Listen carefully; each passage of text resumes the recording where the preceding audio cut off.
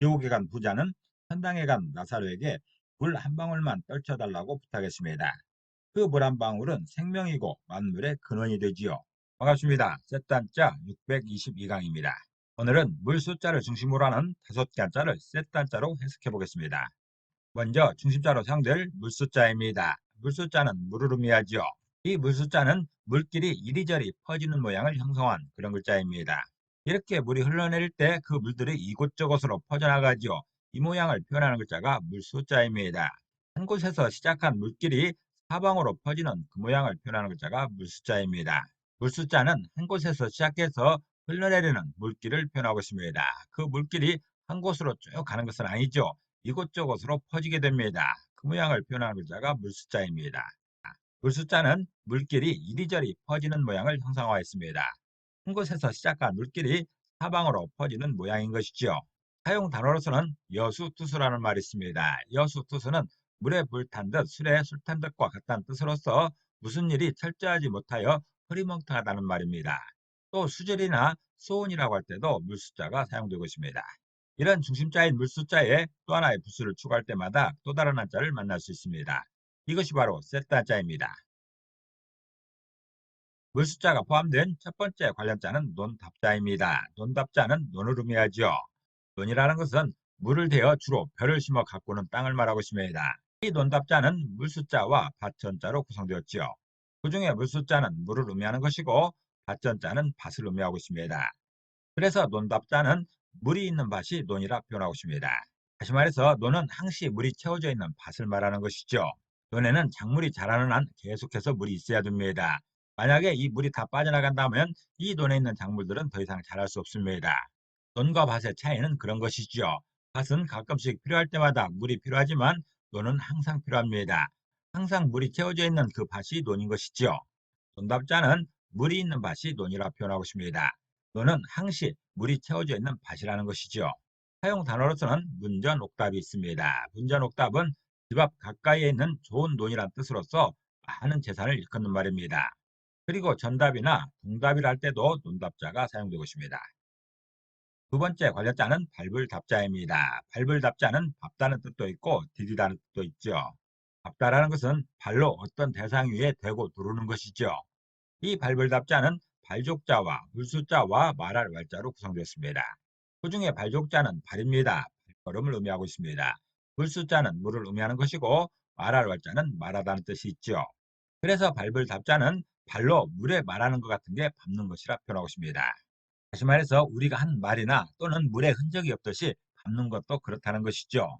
질컹한 땅을 밟게 되면 발자국이 남습니다. 그렇지만 이렇게 딱딱한 땅을 밟고 간다고 해서 흔적이 남지 않습니다. 누가 지나갔는지 알 수가 없는 것이죠. 우리를 지나갈 때도 흔적이 없듯이 이렇게 밟고 지나가는데도 흔적이 없다는 그런 뜻입니다. 밟을 답자는 발로 물에 말하는 것 같은 게 밟는 것이라 표현하고 있습니다.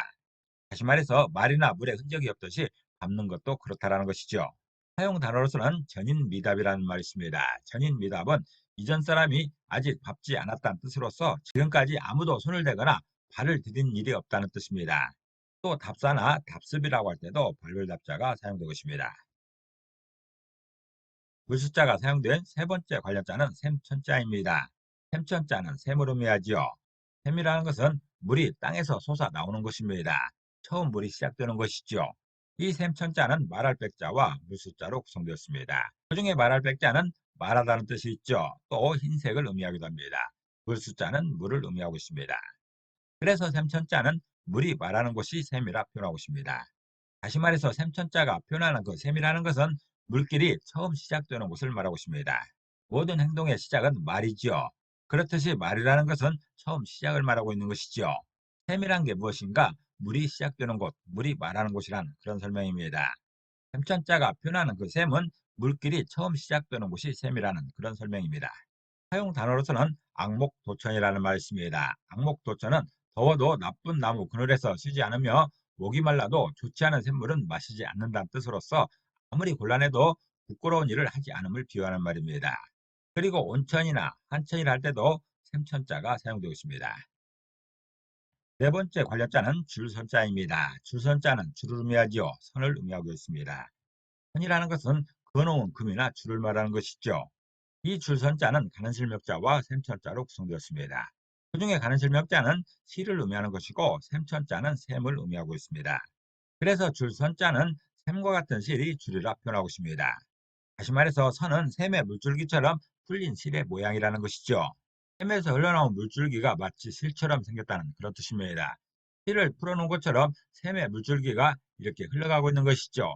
이 물줄기를 선으로 표현하고 있습니다. 줄선자는 셈과 같은 실이 선이라 표현하고 있습니다.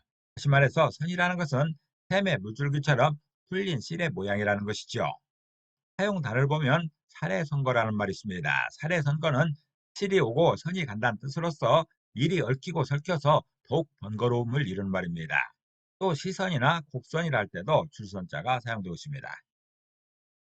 물숫자가 사용된 다섯 번째 관련자는 셈선자입니다. 셈선자는 셈을 의미하지요. 셈선자가 의미하는 그 셈이라는 것은 생물체 내에 분비작용을 하는 기관을 말하고 있습니다. 이 셈선자는 달월자와 셈천자로 구성되었지요. 그 중에 달월자는 하늘에 떠있는 달을 의미하지만 지금처럼 붓으로 사용되게 되면 몸육자의 대용으로서 몸을 의미하고 있습니다. 셈천자는 셈을 의미하죠. 그래서 셈선자는 몸에서 셈이 셈이라 표현하고 있습니다. 다시 말해서 땅에서 물이 솟는 셈처럼 몸에서 물질을 분비하는 기관이 셈이라는 것이죠. 이 셈은 우리 몸에서 분비작용을 하는 기관을 말하는 것이고 이 셈은 땅에서 물이 솟는 셈을 말하고 있습니다. 단어는 똑같지만 그 내용이 다른 것이죠. 우리 몸에는 갑상선도 있고 임파선도 있습니다. 갑상선의 이 선도 셈을 의미하는 것이죠. 분비작용을 하는 기관입니다. 임파선의 선도 마찬가지입니다. 셈선자는 몸에서 셈이 셈이라 표현하고 있습니다. 다시 말해서 땅에서 물이 솟는 셈처럼 몸에서 물질을 분비하는 기관을 셈으로 설명하고 있습니다. 사용 단어로서는 임파선이 있습니다. 갑상선도 있죠. 편도선도 있습니다. 이럴 때 셈선자가 사용되고 있습니다. 오늘은 셋단자 622강으로서 물숫자를 중심으로 하는 다섯 개 한자를 셋단자로 해석해봤습니다. 오늘 배운 것을 다시 한번 요약하겠습니다.